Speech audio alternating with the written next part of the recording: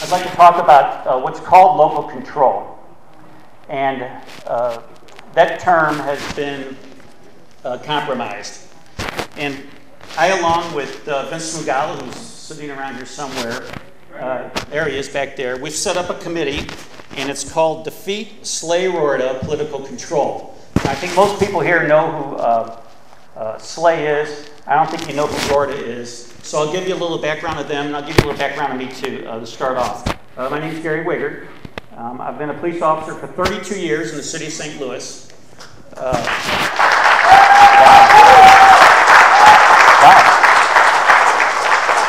Thank you very much. That's a much better reception than I get in the city. Not arresting anybody. Thank you. Anyway, I've been past president of the St. Louis Police Officers Association for 6 years. I was president there, and that's the de facto union there in St. Louis City. And now I am the capital consultant, which is an unpaid lobbyist for the St. Louis Tea Party. Thank you. And to give you a little bit of a rundown too, I noticed when I said I was the head of the union, that didn't get any applause here. But when I was the head of that union, it was a very conservative union. 75% of our endorsements were Republicans, and our big issue was continued state control of our police department and residency, where people could be free to live where they want to live and not be forced by the city to have to live in the city. So that was my issue, and that's why I was elected. And because now I am against local control and the backdoor collective bargaining agreement that went with it, I have now been kicked out of our union. And I think I am the, yeah, you can give me a hand for that one. That you can give me a hand for. I'm the first person ever kicked out of the union. I used to be the head of the union for years. I was a board member for 14 years. But because I did not agree with this backdoor collective bargaining deal, I was kicked out of the union. And I helped defeat that in Jefferson City. Now, I'll give you a little background on some of the other players that are involved in this local control issue. I hate saying local control. I'll say political control, because I think everybody here is conservatives, and this is to make Michelle happy too, is that the St. Louis Tea Party supports local control, but we do not support this, because this is about political control with a collective bargaining agreement. Does anybody here know who Jeff Rorta is? Has anybody heard of him? And Jeff Rorta is a former state rep. Would you want to give a quick rundown of who Jeff Rorta is? No, go ahead. There's a great photo of Tim Jones about to rip his head off a couple years ago. Yes. Jeff Rorta is he was a former state rep from Jefferson County, and he lost 2 years ago. Before that, he was a police officer in Arnold, Missouri. He was fired in Arnold for lying on a police report, not once, but twice. And the second fight he got involved, he was involved in a fight with the chief, and he claimed the chief had threatened him, and the chief, now this is a policeman, mind you, the chief wears a gun, and he was threatening him, and he was afraid of his chief. And then the chief's attorney ended up finding out that he had reported himself in this conversation. They played back the conversation and found out it was a big lie. So he ended up getting fired out in Arnold as a police officer. And what was the big issue he was fighting over? He wanted family leave because his wife was pregnant. I mean, you're a policeman. Show up for work and do your job. But he wanted his family leave, and he didn't get it. And now he's fired. And so what happens when you get fired as a policeman? You go on and become a politician, a Democratic politician. Yes, Democratic politician. So he was elected for a number of years, and he's running again. Now, he also, since then, has been hired by the St. Louis Police Officers Association, and he is a business agent for the St. Louis Police Officers Association. And so that's the role that he's now fallen into, and he led to some of me being kicked out of the Police Officers Association. Some of the other things that Jeff Rorta has done, let's give you his bio on some of the great things he has done. On the House floor, stood up while he was in the legislature and called us a bunch of teabaggers. This is the guy who did that. Yeah. And he's the same guy who, when Tim Jones made a comment that he always missed the tough votes, because his reputation was anytime there was a tough vote, because he was from a semi-conservative place down in Arnold, he'd head out the door so he wouldn't have to register a vote. So Tim Jones and him got into an argument, and this is what this man did. If you just Google search Tim Jones and his name, it will pop up on YouTube, where Tim Jones calls him a liar, and he runs up and acts like he's going to fight him on the House floor. I mean, what an embarrassment to the Democratic, what an embarrassment to Missouri, but what an embarrassment to the Democratic Party. So this is who we're dealing with here. And what he's done is him and Mayor Slay have concocted this idea of a collective bargaining agreement between the city and with the police association. And so most people think that they are voting on local control, but what they are voting for is this backdoor collective bargaining agreement that the union now has with the city. Now I'll give you a little rundown of Mayor Slay. There comes some booze. Mayor Slay, when he was elected, he supported continued state control of the police department. He did that to get the endorsement of the police association, and we did, in fact, endorse him. Right now, you know what? Right now, there is a fight between who controls what tax dollars. You have the police department, which wants money for things like guns and cars and tasers and things like that. And then you have Mayor Slay. And so he wants things like swimming pools, because the idea there is that swimming pools will keep criminals from burglarizing your house because they're going to be swimming in these pools. I know this sounds crazy, but that's St. Louis politics. And so what happens is, and I don't think most people know it here, but these police departments are available for grants. All across the whole country. If you just ever look up all the grants that go to police departments, you'd be surprised. Every Indian reservation gets police grants, gets federal money. Well, our police department's no different. And we have grants that are available, and St. Louis gets a lot of them. And that's what they want to use the money for. They don't want to necessarily use it for police work, but they want to use it for these do-gooder projects. And also, what most people don't know is there are approximately 80 police officers who are paid by state and federal grants. And I think that's pretty stunning when you think about that. I mean, that's probably more than most police departments have at their police department. And I know about the grants because I worked in one of them. There's 4 projects, I shouldn't call them, 4 complexes. I was told that's not a proper term anymore. But 4 complexes that surround St. Louis City. It's all federal housing. And 35 policemen are hired just to patrol those areas. And that's all federal money that pays for those police officers. And that's your money that's going toward that.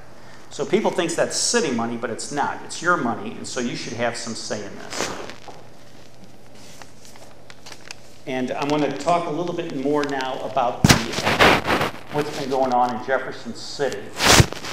For the past couple of years, there were bills sponsored to turn control of the police department from the city, from the state to the county. But there's some inaccuracies in that.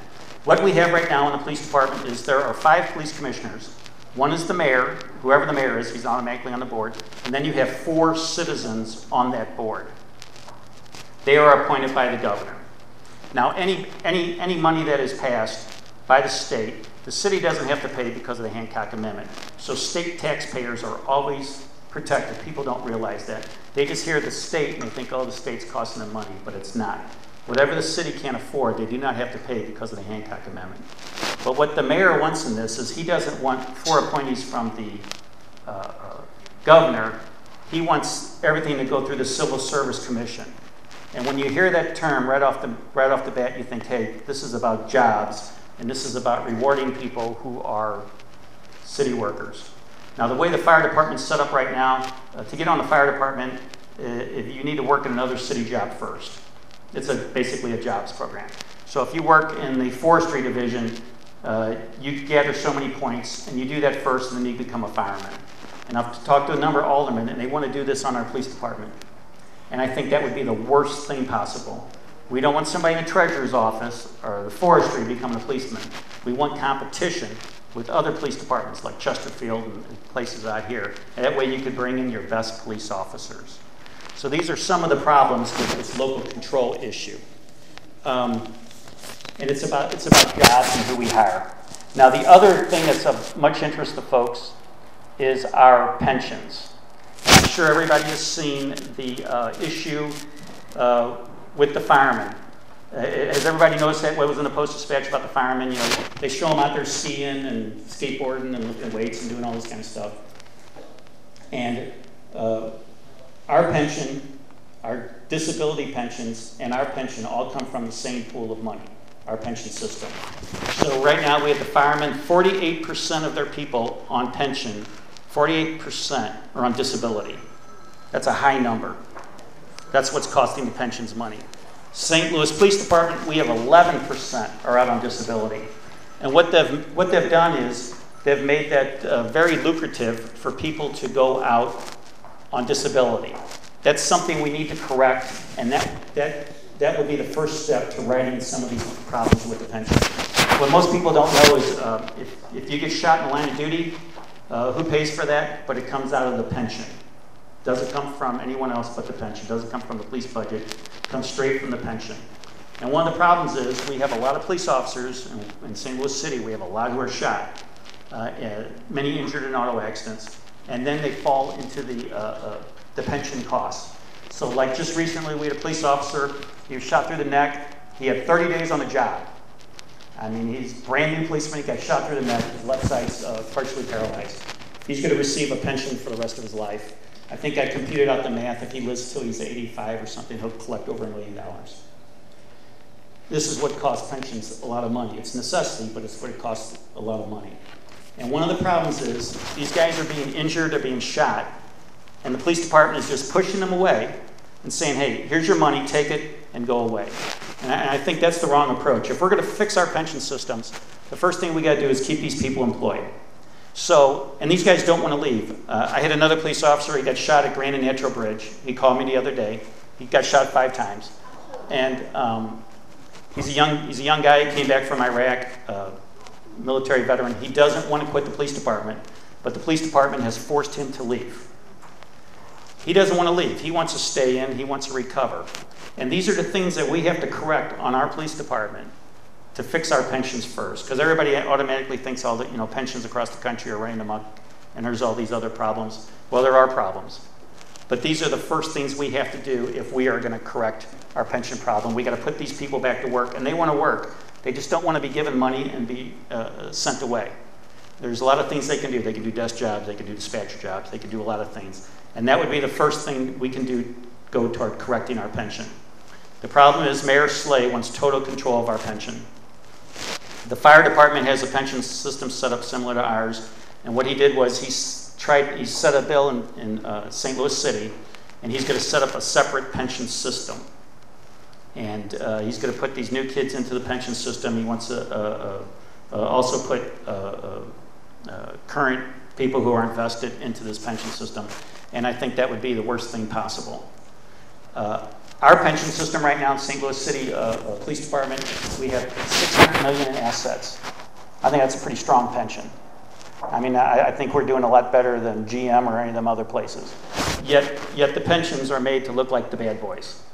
The firemen's isn't as strong. And here's another thing when it comes to these pensions, when you hear the pensions being demonized out there. For 13 years, the city of St. Louis contributed almost nothing to our pension system because the stock market was rolling. And they didn't put any money away, they didn't look for the future, they didn't do any of that. And unfortunately now we do have some pension shortfalls, and it's going to cost the city some money, and it looks bad. But this is the problem when you have an irresponsible city that doesn't put this money away, that spends it when it has it, or spends money it doesn't have. And now that times are tough, now they want to grab this pension. So this is something that is part of this local control issue. The mayor wants control of this money. And some of the things that we have to look at what the mayor has done in the past when it comes to being irresponsible. Look at the Kiel Center. City money paid for 3/4 of the Kiel Center. Now, I think I could be the developer there and make money if three-quarters of that money was being paid by the government. I mean, you cannot lose. And these are the things the city of St. Louis does. Look at Aerotropolis. Aerotropolis was sponsored by Mayor Slay in the city of St. Louis. It was really done for one developer. There was this phony nonsense about Chinese goods coming in here. That was all made up. What it was about was receiving tax credits to build warehouses. I mean, that's really what it was about. It was I think it was $360 million that was going to be charged to the city taxpayers, or state taxpayers, I should say. City was going to contribute some of that, and then I think there was some up in St. Charles and some in different corridors along Highway 70, and they were going to have to pick up some of this tab. But luckily, the Tea Party went down there and lobbied that very hard and defeated it. And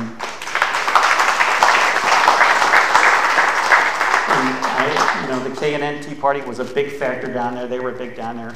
I know I went down there with Ben, and we went down there together with a number of the legislators to try and stop this. Because this is your state money, which is going to subsidize developers and then subsidize Mayor Slay. And so these are the type of things we have to stop. Ballpark Village, same thing. I mean, I think the Cardinals are doing pretty good. They make a lot of money, and I don't think they need to be subsidized by us. And probably the worst thing is this retractable dome. I mean, we still haven't paid off the prior dome we built, and now they want state taxpayer money to come in and do a retractable dome. And these are the type of things that Mayor Slay is doing, and it's your tax dollar that's going to it. And it's also your tax dollar that's going to the police department, so you should have some say in this. Here's something that will get you totally outraged. To change the fireman's pension, Mayor Slay hired the law firm of Thompson Coburn, paid them $250,000 of taxpayer money to say that he can go ahead and change the pension system. So he did that. He got sued. He's losing that in court right now. But here was the result. He received in return from Thompson Coburn a $40,000 campaign contribution.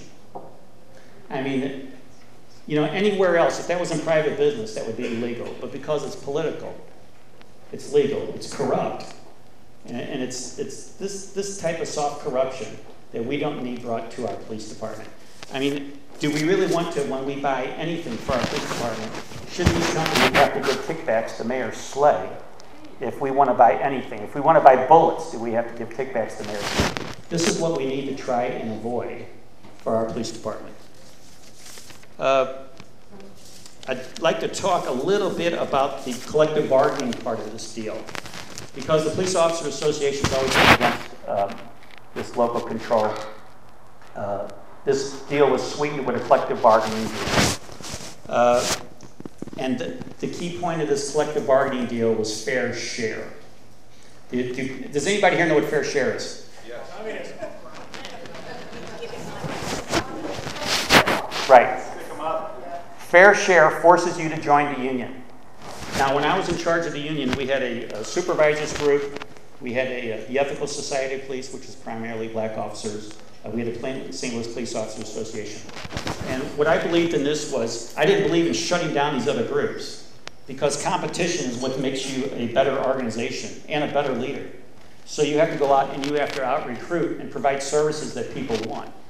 But unfortunately, when you have fair share, they then force the police department to take that money out and give it to the people who are not, to the union itself. And I think that is what's really wrong out here with this fair share deal. And that's what needs to be defeated. Wisconsin, people who followed what happened out in Wisconsin with the recall of Governor Walker, can anybody name one thing that the union lost in that fight in Wisconsin? Can anybody name anything? You can't, because nobody lost a benefit. No one lost any benefits. What he did was Governor Walker refused to sign the fair share agreement. And that's what the fight was over. Taking money out from the workers and forcing them to give that to the union. And that's what that whole fight was about. And that's what this local control fight is about. It's about forcing the police department to grab people's money and give it to one organization over two other organizations. And it's trying to eliminate those other two organizations. And that's something we need to stand up and fight. To give you another little background on how this legislation has gone, 2 years I've gone down representing the St. Louis Tea Party to defeat the local control bill in Jefferson City. Mayor Slay has thrown around a lot of money. We were able to defeat that. I won't tell you exactly the tactics that I used to defeat it, But I will tell you that Senator Ferguson was instrumental in defeating this bill. And I had a lot of support from the Tea Party senators up there who were against this because they knew exactly what this was. This was a backdoor collective bargaining agreement, and it was a grab at union money. Who are those senators, Gary? Senator Lemke was important in this. Senator Schaaf was very important in this from across the state over in St. Joseph. Chuck Ferguson was the one who really stepped up and stopped it. I'm not going to tell you how he stopped it, but there's different choke points that go through the Senate. There's a lot of complicated stuff when you put amendments on and whatnot, and he was able to stop it for me. Senator Nieves was very important in this. Senator Will Krause was a big supporter. Jane Cunningham was a supporter on this issue. And the Luann Ridgway was really important on this issue too. She was one of my defenders. When I went up there to testify against the bill, there was probably 40 people in the room, and I was the only one up there to testify against it. That's very hard to do when you have a whole room full of people. But the union was for it, the city was for it, even Kansas City. Now Kansas City also has a police department similar to ours where the governor appoints 4 people and the mayor's on the board. They came up and they said, hey, we want St. Louis to have it, but we don't want it. So go ahead and do it to these folks. Yes. I was stunned when the lobbyists from the Kansas City Police Department came up and did this. He said, we want these folks to have it, but don't give it to us. So we'll support this as long as they get it and not us. And to give you a little rundown too, and I know I'm breaking off into some little different stories here, but the St. Louis Police Department, when it started out, police departments, it was every citizen's job basically to be a night watchman. And so everybody would take their turns and basically to be out at night, and you have your little whistle and you blow your whistle if there's a problem or whatever, and you alert the citizens. And that's how it started. And so then later on we had the, if you had the money and you didn't want to be out there at night, you wanted to go to sleep, you could hire somebody to go do your job and be the watchman. Well, then later on when the Civil War came along, there was a little tug and fight over who was going to control the police department, and the state won out. Now, Kansas City ran their own police department, but that was during the Prendergast years, which I think is the 30s, if I'm not mistaken. The 30s, they used their police officers to like pick people up and take them to vote. They used their police officers to beat people up and intimidation. And so what the state had to do, the state said, okay, we are tired of the Prendergast machine. And so they stepped in and they took the police department power away from the appointments from Kansas City and had the governor appoint him, so that way he's responsible. And so that's how Kansas City had the state got involved in the Kansas City Police Department. And I'm sorry I got off into that little tangent there. I just thought that might be, it's kind of interesting, I think, when people hear that, how these things evolve. Thank you. The last thing is about, when we talk about local control, I think government closest to the people is the best government. And so I think what happens is this term has been compromised. And here it's saying local control, and that's to get conservative support. But what this is political control. Right now you have 4 citizens, which I think is the ideal thing that people want. You have 4 citizens and the mayor who run the police department. They hire people, they fire people, they set policy, they set the rules. This is ideal. This is what other cities want across the country. If you see these other fights in these cities where they call in the federal government to take over, which they do, they want these review boards. They want citizens involved in the process. We didn't need review boards because we had citizens running our police department, 4 of them. And I think people like that, where they can contact people in different areas of the city to get involvement into their police department. And unfortunately, if we turn this over to Mayor Slay, the person who will determine if you are fired is the Civil Service Commission. And I think that's wrong. I think we want openness. We want things that are open. We don't want, when somebody does something wrong, we don't want that protected and quiet. We want that out there and open, so that way everybody can judge what's going on. And so I think and this is part of the compromise that went in this local control bill, is that all discipline will go through the Civil Service Commission. And I know I don't want to be judged by Mayor Slay if I'm going to be fired or not, because I'm afraid that will be done politically, and it won't be out in the open.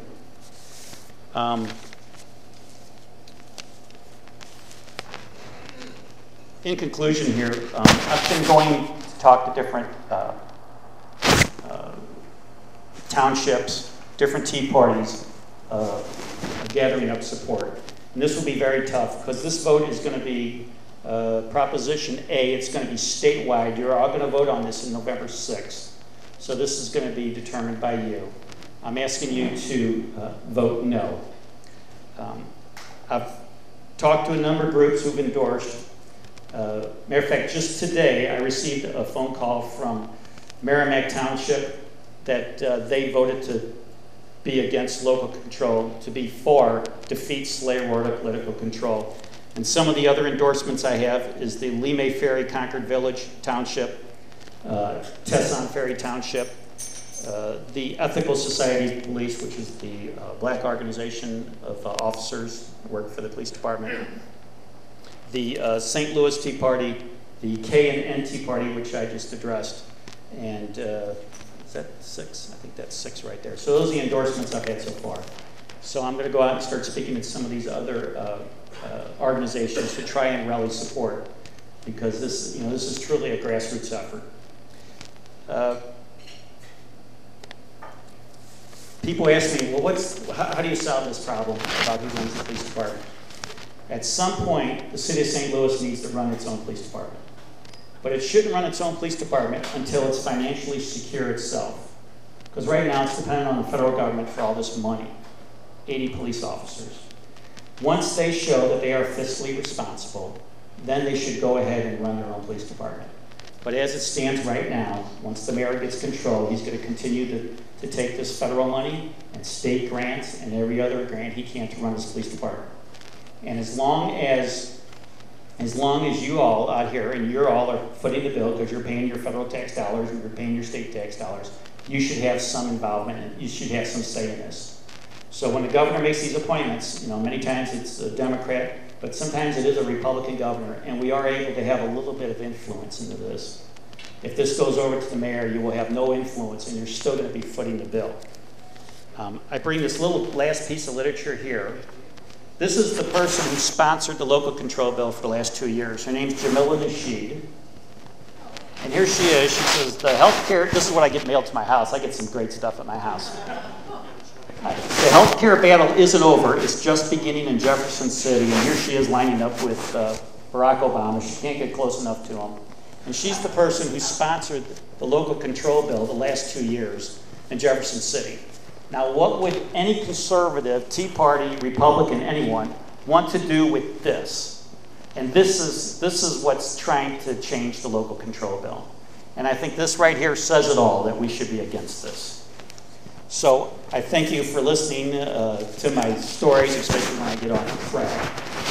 Does anybody have any questions about local control or pensions? Or go ahead. How did this get on the ballot? It was voted down by the legislature. Rex Sinquefield threw some money in this. I know Rex personally. When I was head of the Police Officers Association, I tried to set up a charter school at the old, gosh, I can't remember the name of the Catholic school down there. They were going to give us a school. And I tried to set up a charter school down there. And so Rex Sinquefield was a supporter of that. And so I met Rex, and I talked to him personally. And he told me he had no interest at all in local control. This was 3 years ago, 4 years ago. Well, now all of a sudden, some of this money's come out to Mayor Slay, and he's using that money, threatening people to support this. And I think a number of politicians have essentially been bought off. And that's how they tried to get it through the legislature. Now, what happened was they wanted to make a constitutional amendment, but that was too difficult for them to do. So they went ahead and they got that put on a referendum statewide. They went out and they hired somebody to get signatures.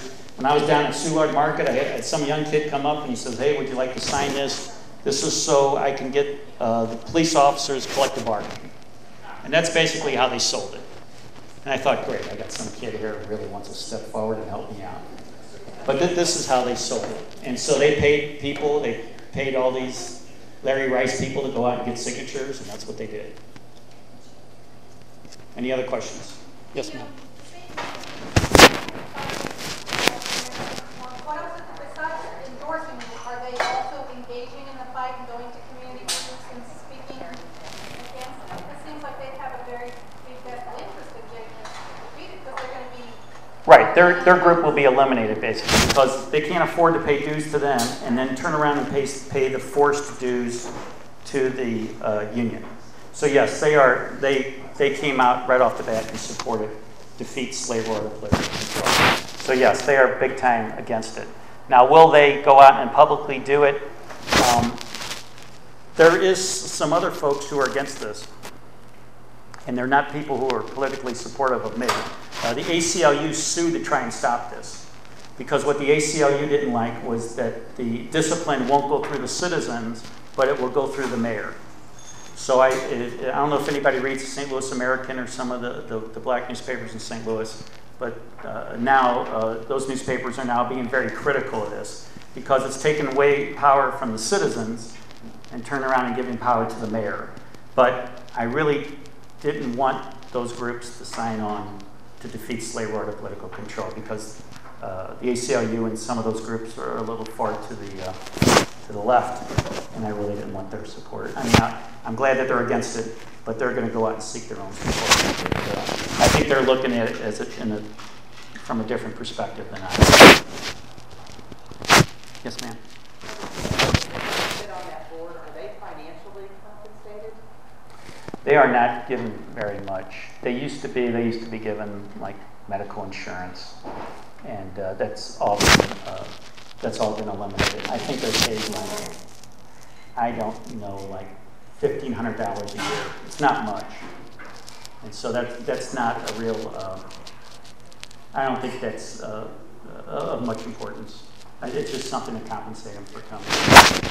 Their meeting time. Is that what it is? Yes. Go ahead. What happened to the drop program? The DROP program is still in operation, and I'm a member of DROP. DROP is Deferred Retirement Option Plan, and what happens is you pay into your pension, and then when you hit 30 years, you max out your pension, which I am, and you go into the Deferred Retirement Option Plan. And what it does is you put money into an account, and then you take that. You can draw from that account 5 years after you retire. Now the mayor wants to invade what you invested in? He wants to, I think he probably wants to eliminate the DROP program. See, what happened years ago is our pension was so strong, the IRS, the federal government came along and says, hey, your pension isn't giving out enough benefits. I know this sounds strange. But at the time, the stock market was knocking down like 21%. So our investments were making phenomenal investments. And they said, hey, you have to give out, you've become a money-making operation that is basically just the people who are making money are the people who are investing the money. So they said, you have to give this out in benefits. And so they gave that out in benefits. And to keep people from retiring, they set up this DROP account. So after you have 30 years on, you can come into the DROP program, which I am right now. And that's why I'm still in the police department. So You get Social Security, Gary? no, what I'll have to do at some point, I'll want, I guess Medicaid is the right term for Medicare, Medicaid. Anyway, at some point, if I want to receive that when I hit 65, I'll have to go and work somewhere after I retire because I haven't paid into Social Security since I was about 20 years old. So I don't know how many years that is, but we don't receive Social Security.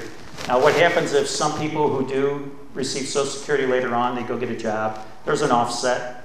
So you don't get full Social Security benefits, which is only fair. I mean, you're receiving your pension and you don't get the total amount from Social Security. You Yes. mentioned that law made is a referendum. Does that mean it's non-binding? What are the implications if it passes and does not pass? Of course, what can happen is the legislators can go back and amend it and change it. It's not like a constitutional amendment. So anything that comes out ugly or improper, or they look at it as something that they want to change, they can go ahead and do that. Because we really don't know how this is, if this in fact wins, we don't know how this is going to play out. One thing we do, one thing that I learned as president of the Police Officers Association, many times I would have to take the mayor or the city to court over an issue. And when you take them to court, you go to state court because technically we are a state organization. And I could go to state court, which we have a much better chance of winning in those court battles versus going to city court where the judges are appointed by Mayor Slay. So, and there's been a number of times where I've had to do battle with the mayor, and where he doesn't obey the law. The mayor didn't contribute to our pension for 3 years. Just recently, even though we have a funding formula that says he will contribute this much when there's shortfalls. He refused to do it. We had to sue him. We beat him, and he had to pay the amount with interest. I don't think that's really using taxpayer money well when you got to use lawyers. And I'm paying my taxes for him to hire a lawyer to sue me. So this is all our tough internal fights, but that's living in the city. I understand that. Yes, ma'am. Is it not protected by some previous law? I mean, is it draining it?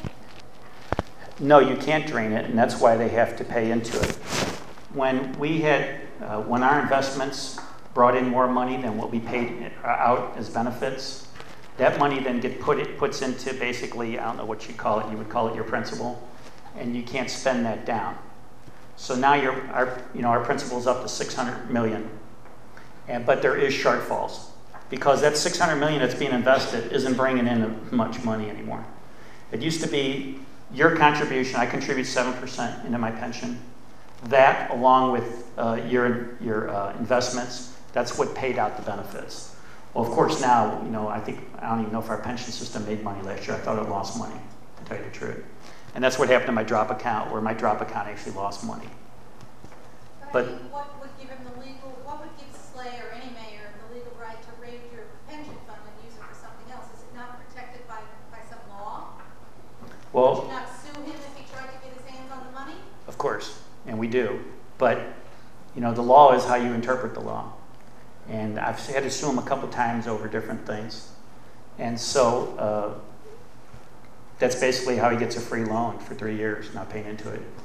He just says, I'm not paying into it, sue me. So we sue him, and it takes a number of years. And he basically gets a free loan for 3 years. Then, of course, he has to pay it back. And he wants control of our money is what it is. And there is no safeguards. There was even an attempt to change some of the pension benefits. And the mayor went down there and actually lobbied against it. People wanted to cut benefits because we don't want the system to collapse. But he went down there and lobbied against it and defeated it because he just doesn't want to have a couple $1 million in savings. He wants the whole shebang. He wants all the money.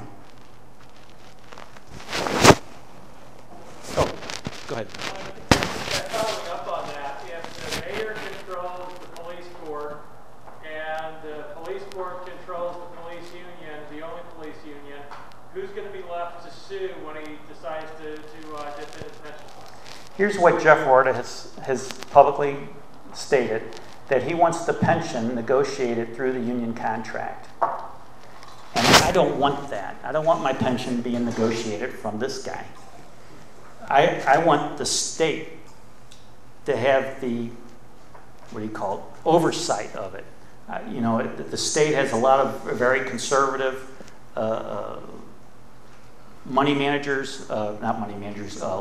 senators, House reps. Jason Crowell was a very conservative senator down there. I want him over my pension. I do not want Jeff Ward over my pension because I know he will deal that pension away. And I don't want that to happen. And I don't think the citizens want that to happen either. I think they want a secure pension. And I don't think they want the city in there cutting their deals and making their contributions to their slave. I'll have the same question from a different angle because it's not going to worry about me. I think all of us go to the city a lot. I mean, it's the cultural business center of this half of the state. And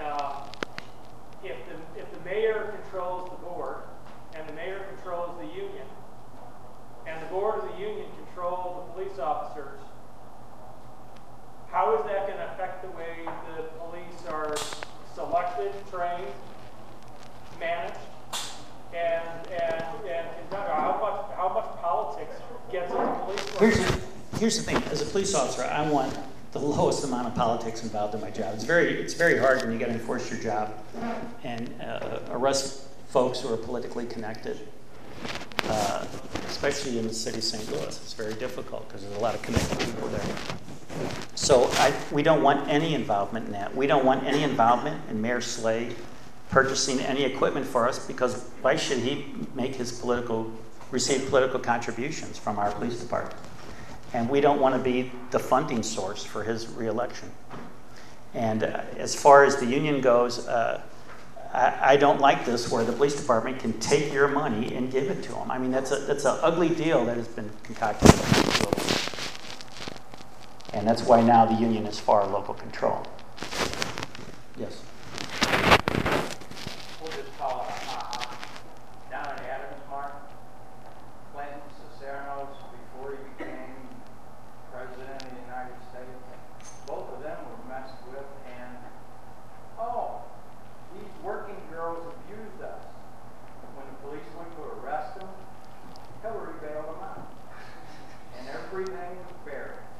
I'm going back a few years, but the city of St. Louis, all they care about is the political power control. And now It's even worse. The socialism has become overzealous.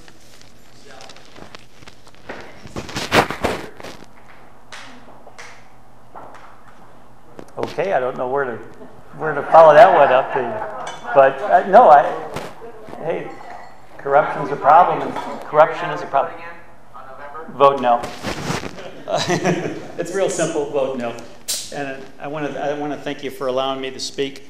And one last thing for you county residents. This was a comment made by the Alderwoman Phyllis Young. She said local control is the first step toward a city-county merger. Now that should scare you, folks. I think you folks that live out in the county do not want to deal with our politics. So I'd appreciate it if you vote no. And thank you very much for listening.